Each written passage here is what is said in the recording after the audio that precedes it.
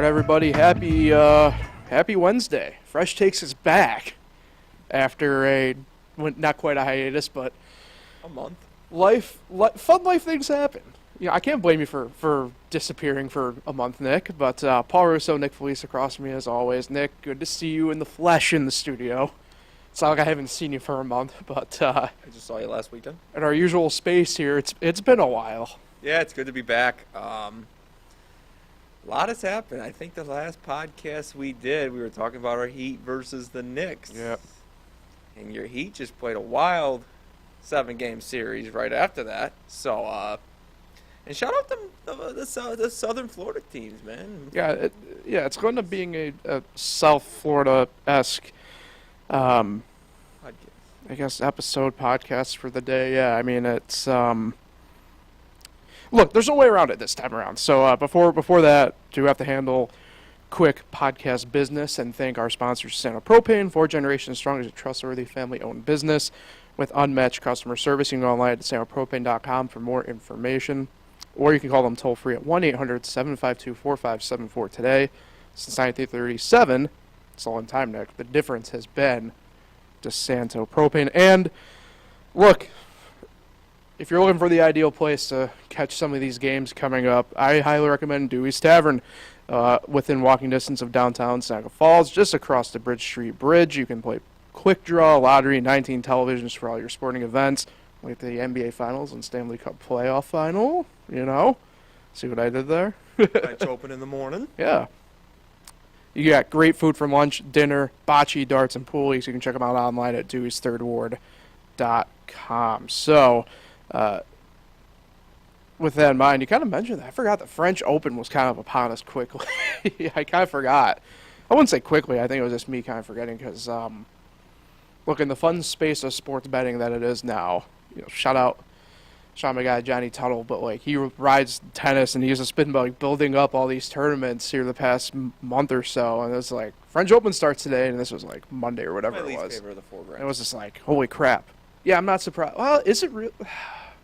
I have a hot take about that. Well, I love the Australian Open because it's the middle of January, and I'm just craving for some kind of sports other than the NFL playoffs and stuff like that. But that's probably my favorite. And then the U.S. Open, I like it because the times are for us. I have a hot take, though. And Wimbledon is, it's the Masters of tennis.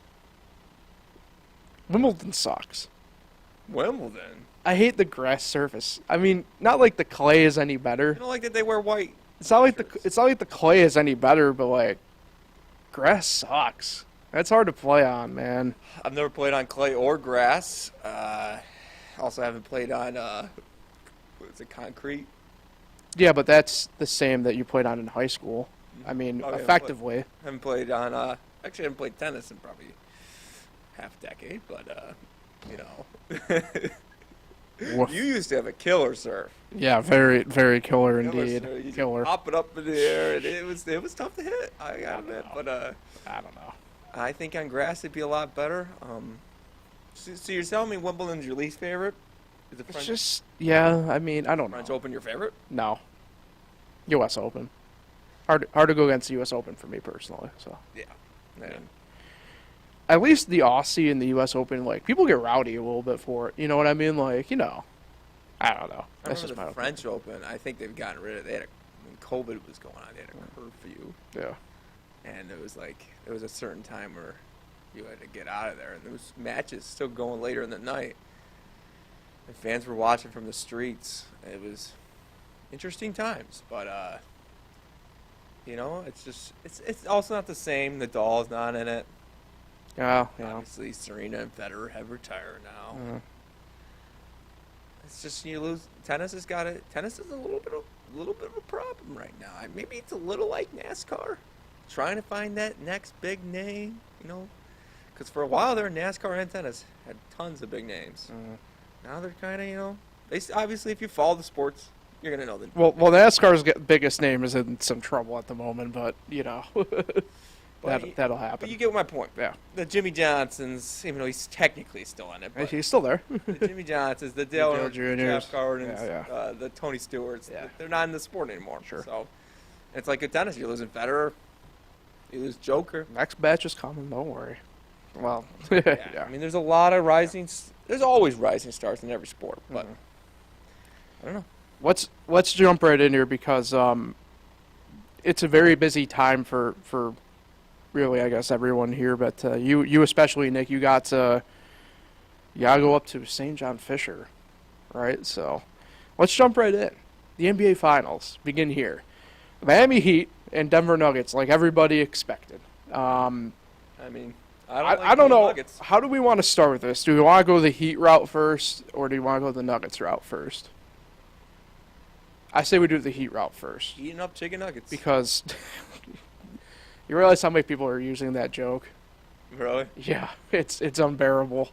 Hey, no one likes cold nuggets. But the last time me and you were in the studio together, and we didn't really talk about this in person when we've seen each other, we were kind of within the doorstep of the Heat and Knicks series, right? And I think, 2 games were done in that series at that point? I think it was 1-1.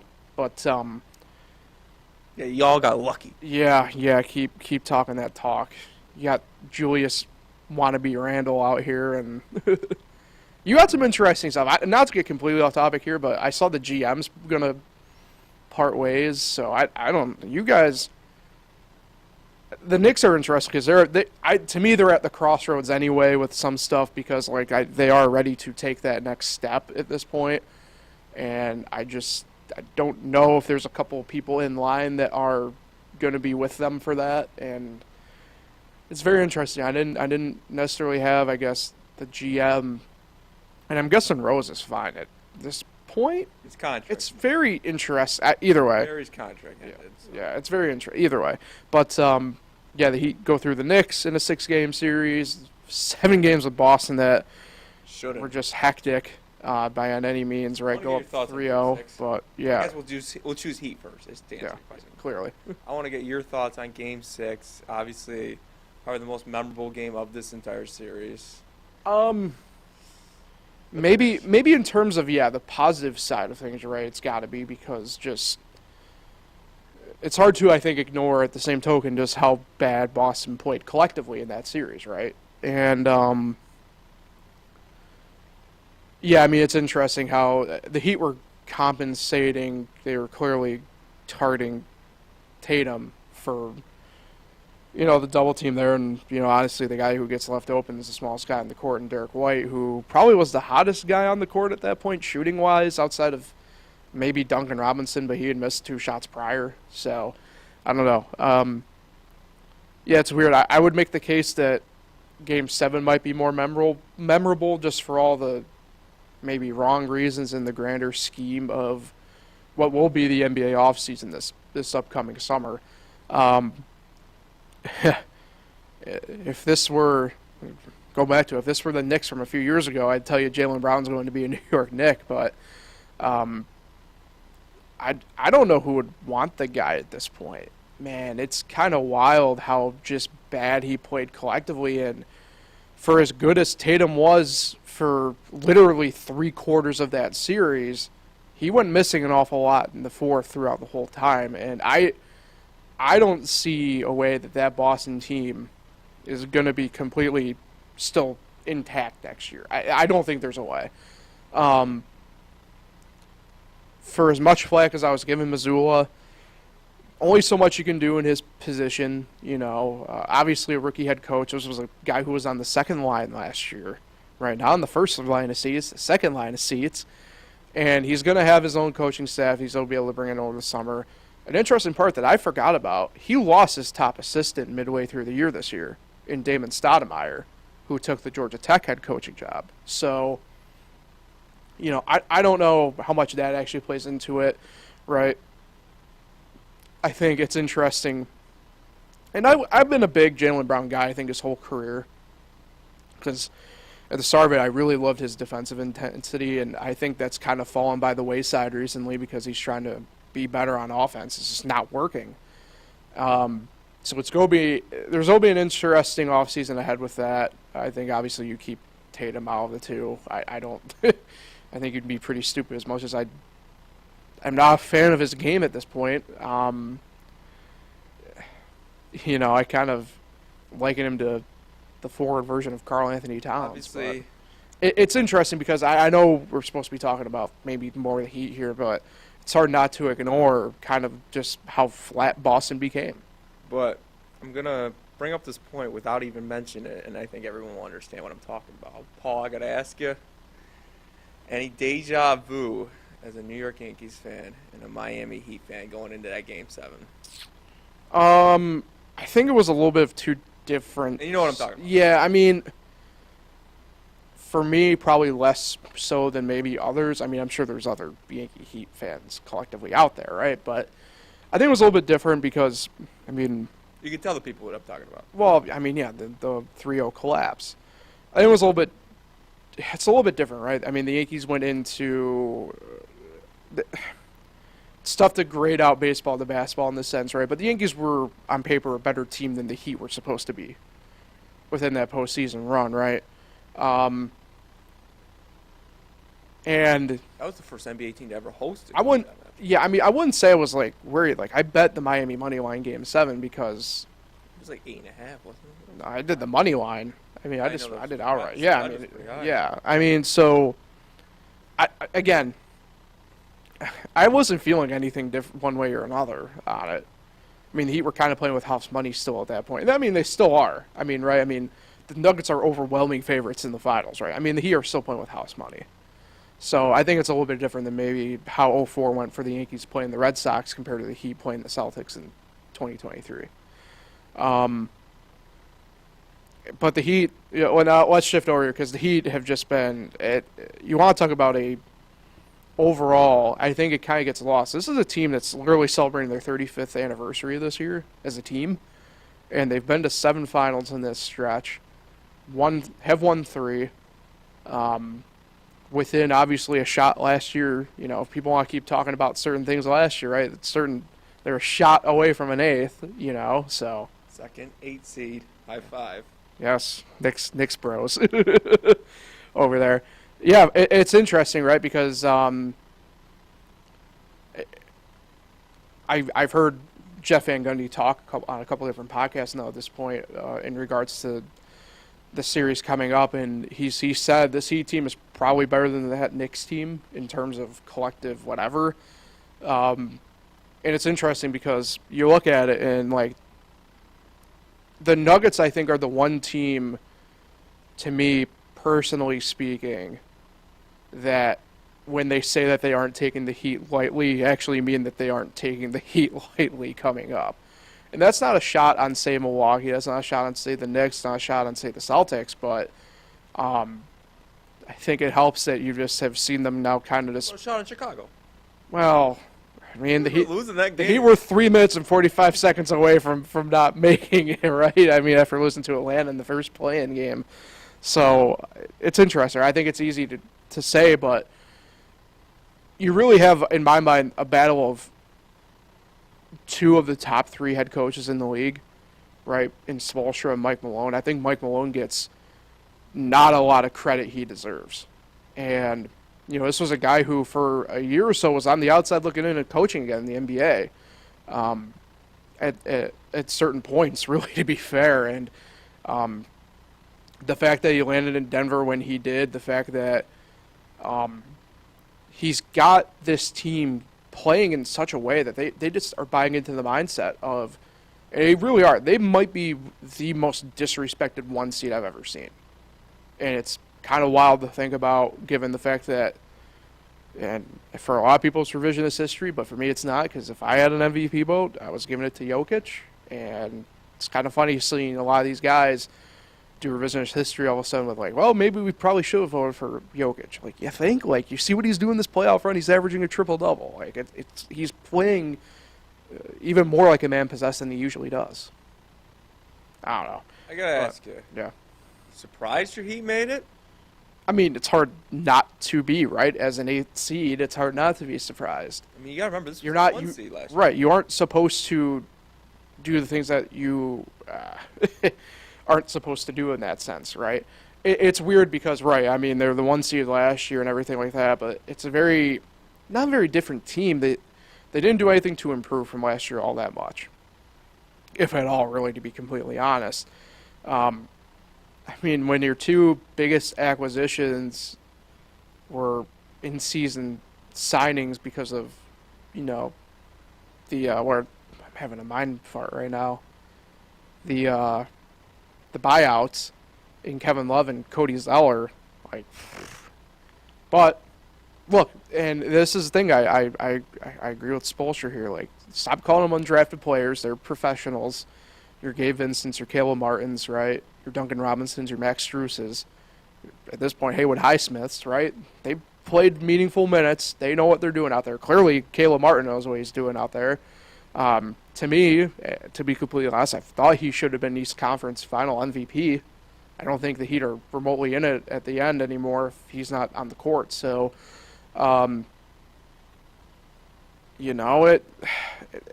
the same token, it's one of those things where it's like, I am surprised but not surprised. I mean, they do, for the lack of better terms, they got those dogs in them. They really do. You know what I'm mostly surprised is our good buddy Andrew Lucchesi is a Nuggets fan. All of a sudden. Out of nowhere, he's a Nuggets guy. I thought he was a Nets fan, but yeah, it should be interesting. It's Nuggets versus your Heat. I am surprised by the Heat to make it the run. I mean, I thought when they did pull out that game against Chicago in the play-in that they could give Miami, a better chance at beating them besides other than Chicago. But I did not see them even, Milwaukee fight with injuries and stuff like that. But I didn't see them beating them in 5. As a Knicks fan, I was looking forward to the Heat-Knicks series. I thought we had a good shot at it. We played them tough, 6 games. And then they just kept the momentum riding. They don't seem to be missing Tyler Hero much. And yeah, about that. And Jimmy Butler is, I'll go on a limb. I think he's a top 5 player in the NBA. I don't think you're going out on a limb. I think it's a limb that not many people want to go down. But yeah, you can't hate on someone that plays both sides of the game. Right. And there's tons of people who they put in the top 5. They only play the one side of the game. Mm-hmm. It's always the offensive side. Luka Doncic does not play both sides of the game. Mm-hmm. Stephen Curry doesn't really play both sides of the game either. So James Harden definitely doesn't. It's kind of wild. So obviously we're live here on Wednesday, recording on Wednesday. But did you see by chance Stephen A. on First Take today had the top 5 players he'd give a supermax to in the league? No, who was it? I'll put it to you this way. Neither of the 2 best players on the 2 remaining teams were in the top 5. Wow.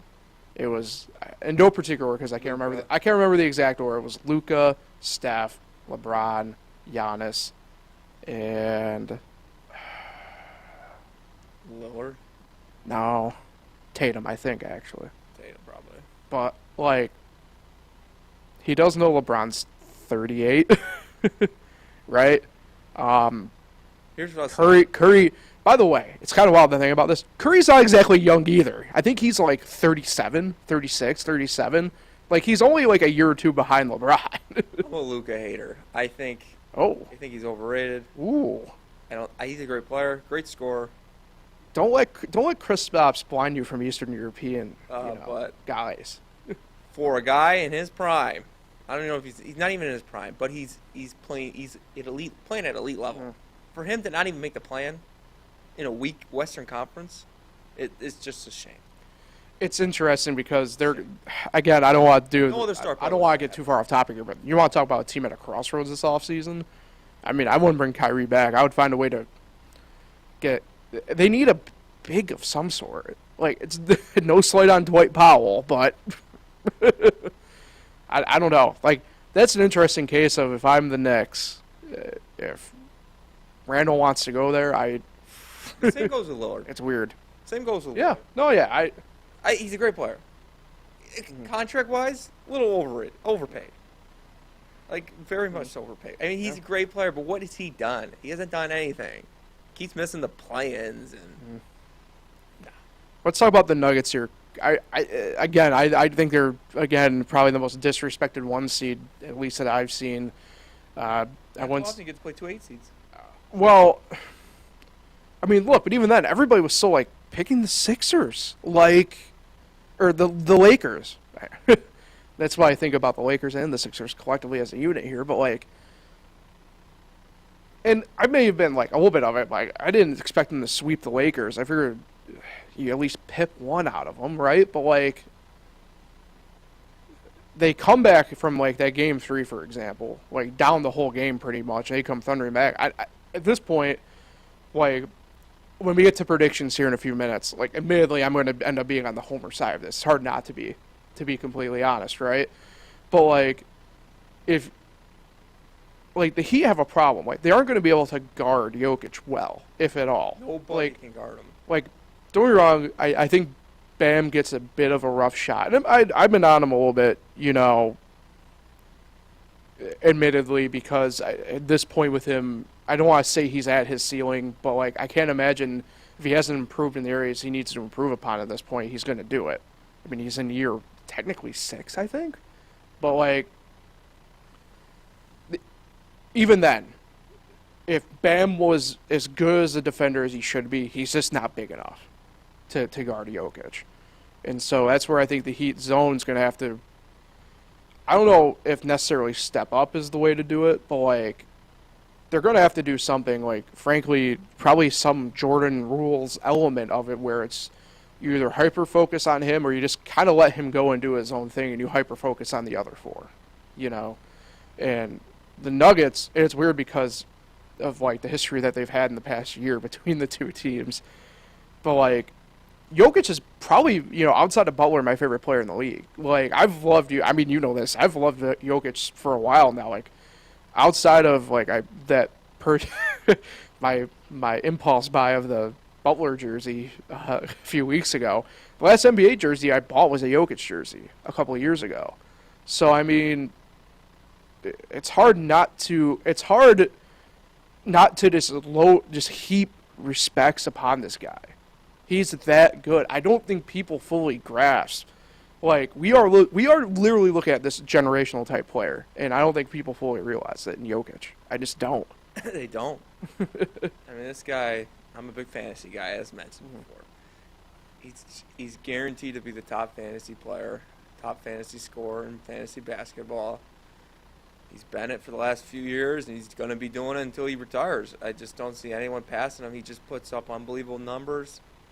He's going to be underrated even if he wins the championship, Paul, he will still be underrated. Yeah. Because it won't be proven until he wins another. And, I think he's the best.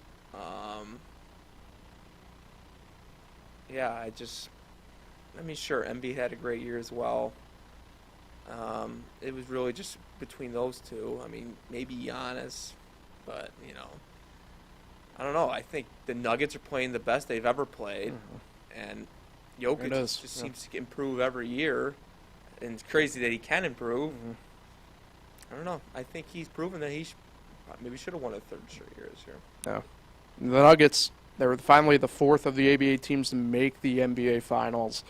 It's kind of wild, though. They're only one of those ABA teams have won a title, and it's the Spurs. So it's kind of crazy to think about. Really, and I talked about a little bit yesterday. You know, you look at the history of the Nuggets, right? And they've had a lot of big names over the years. And before, I guess, really they got to that early 90s spot where they were right on the edge of kind of making it every time, and they just couldn't. But David Thompson, Dan Issel a little bit before that in the ABA, but David Thompson to Alex English, and then they get with Abdul Rauf and Dikembe Mutombo, and they couldn't quite get over the edge. Fast forward, they kind of fall in this purgatory time. They get Carmelo. They try and build around him. It frankly just doesn't work, right? And finally, after the Melo years, they're kind of, again, stuck in this weird purgatory stage, and they get Jokic as a second-round pick. They're in the middle of a Taco Bell commercial that everybody's talking about again. And it's been a build-up, frankly, over the past 5 years with them to get to this point and through all the Jokic stuff, you forget how good Jamal Murray is. You kind of forget how good Michael Porter Jr. can be. They're role players. We talk about the Heat role players. The Nuggets role players are just as good, right? And not to make it sound like they're down low or higher, but KCP, Bruce Brown, Aaron Gordon, who was just had a renaissance couple years in Denver. This is like I said, the disrespect that this team has had as a 1 seed is wild. It's frankly wild to me, kind of watching it in real time, to the point that they've gotten to now where they are 4 wins away from their first NBA title. It's nuts. I mean, it's hard. I obviously have respect. I mean, he made it this far. Might as well compete, but it's going to be hard to beat him. Yeah, I know. Yeah. Like, we've been talking about who's the better conference this year. I think you've agreed, the Eastern Conference has been better all around. Yeah, it's weird. It's definitely one of those cases where I think, the bulk of the talent's back in the East for the time being, in terms of probably the heavyweight type stuff. But the West, it'll probably be, depending upon how this offseason go, I think it will be a little bit of a toss-up. It was a bit tougher. West was a little bit weaker. But it's funny, in the playoffs, it's almost like it switched a little bit. So, yeah, I don't know. But, yeah. They win it, man. They beat Kevin Durant, LeBron James, and the best of them all. Yeah. Max Strus. All right. Win it all. Prediction time. Who you got? And how many, I guess. You always, when you talk about the NBA Finals and same with the Stanley Cup Finals, it goes west to east. They're the only two sports that do that. Mm. You know, now you got to do this travel into Denver. It's not up and down for Miami. So. You've been there since late or early yesterday morning, I guess, technically. Yep. So it's a little, I don't know how much that plays a role in it, but I like Denver in, unfortunately, 5. Heat and 7, baby. Heat and 7. Himmy Butler, we're coming. I think that he'd get 1. But the head says honestly probably Nuggets in 6. I'm going Heat or it's Nuggets in 5, and I think they get game 3. All right. And then they lose game 4. It's over. Heat and 7. But they can win 1. They've always won 1. That's true. To start. Hey, all it takes is 1. Yes. It's not over. It doesn't. As they say, the series doesn't start until the road team wins. Yeah. Don't let the Celtics win Game 8. But how many times now has they beaten the Celtics in the Eastern Conference Finals? 3. I don't know. The thing about that here with that, that's interesting anyway. Heat tonight, that one night. Well, the interesting part about the interesting part is the Celtics since 1999. They did from 99 to 2000 season for some reason. I don't know. But in that time frame, the Celtics have made 16 Eastern Conference Finals and have only won 3. Which is kind of crazy to think about for quote-unquote one-year hallmark organizations. I mean, forget that. As I've put it, you want to look at sustainability and whatever in the recent times, you have to look at the Heat. You have to look at the Spurs. You have to look at, honestly, at this point, the Warriors still. Your Lakers and your Celtics have been, frankly, just treading water at the end of the day. So, all right, let's talk some Stanley Cup here before we head out. Again, another case of one team that we probably overall expected to at least be within the hunt in the Vegas Golden Knights, and the Florida Panthers coming out as the wild card number 2 in the East. Absolutely crazy. It's kind of wild because, again, you go back to really the last time we were together, Nick, we were kind of coming off the heels of the Panthers winning in overtime in Boston in Game 7, preparing. I think they were probably one game down with Toronto at that point, but frankly, for the Panthers, it's been this really, outside of the opening round, it's been a relative cakewalk in terms of this at least series-wise. Now, within that time, it's a little bit different, going overtime a few times with the Hurricanes and end their season.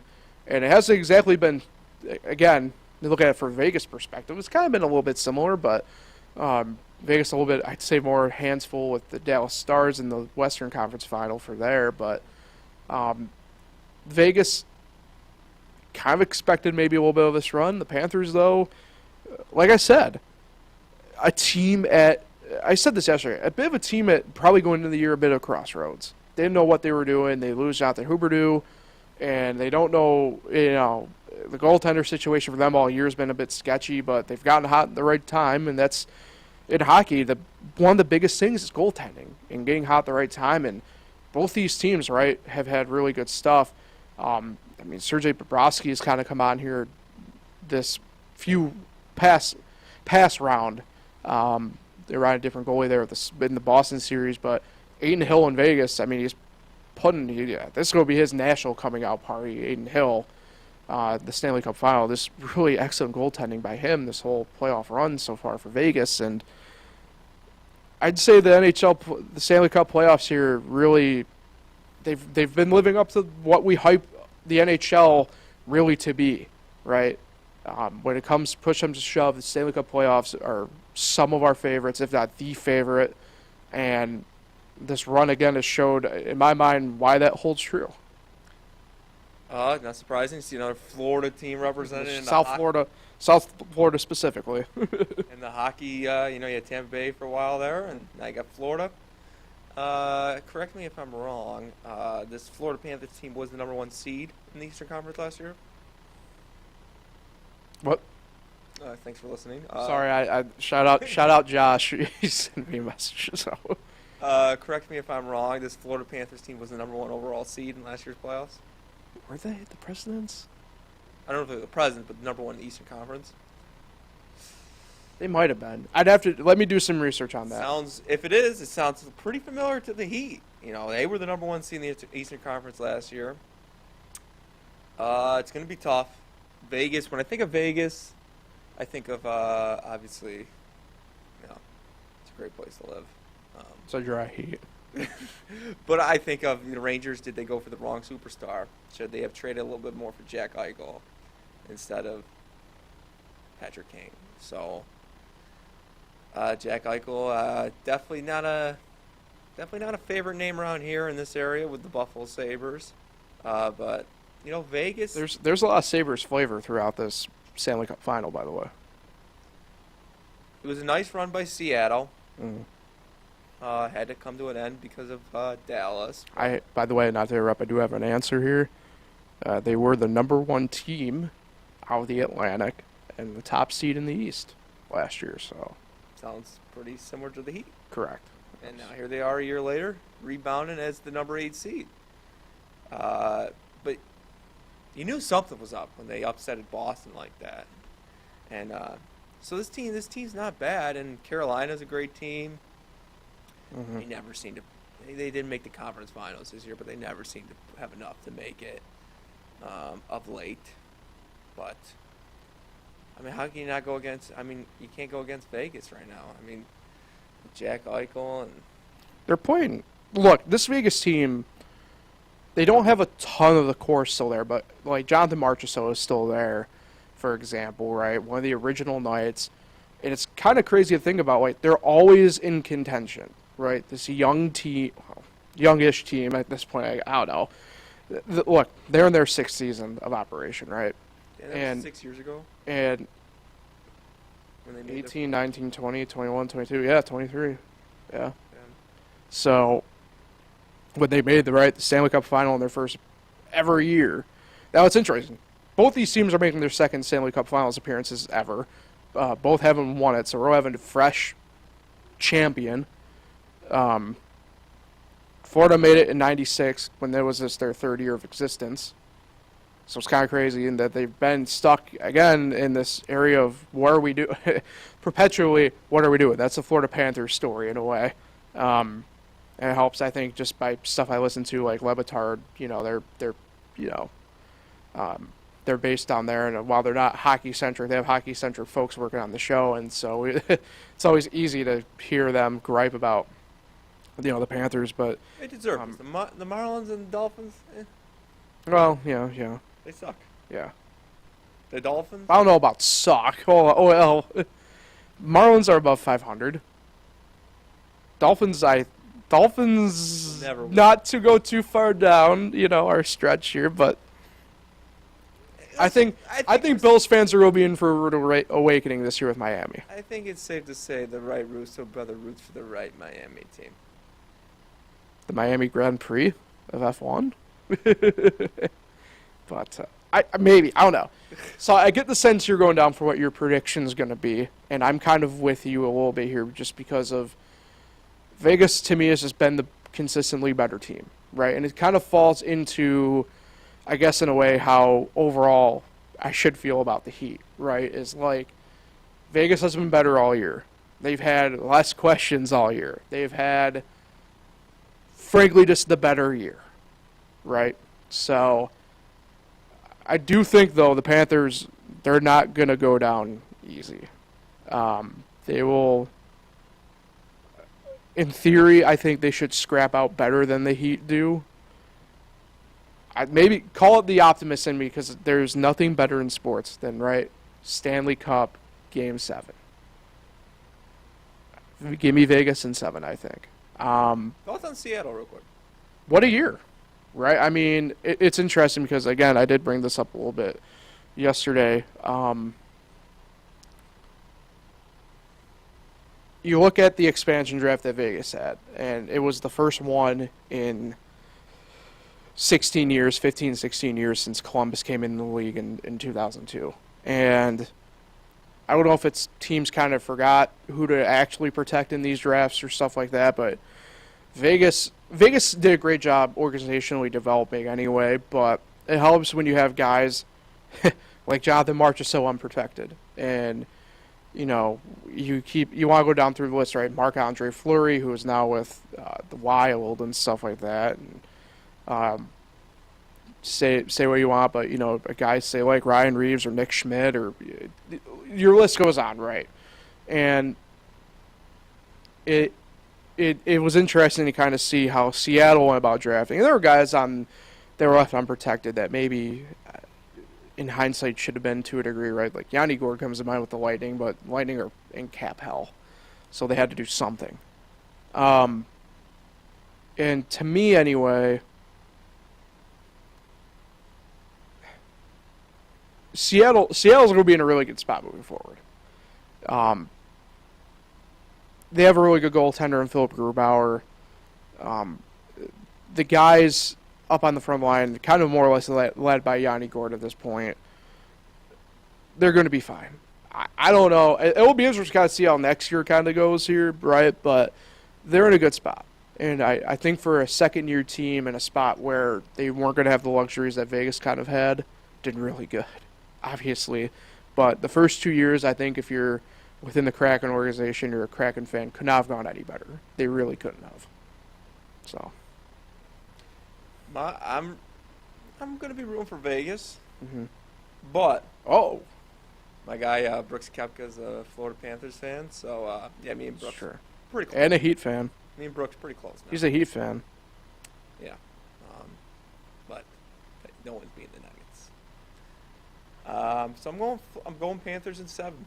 You got me sold on Stanley Cup Game 7. I'm going Panthers in 7. Why not? They beat the Bruins. It's going to make Boston feel a lot better, won't it? So, I guess.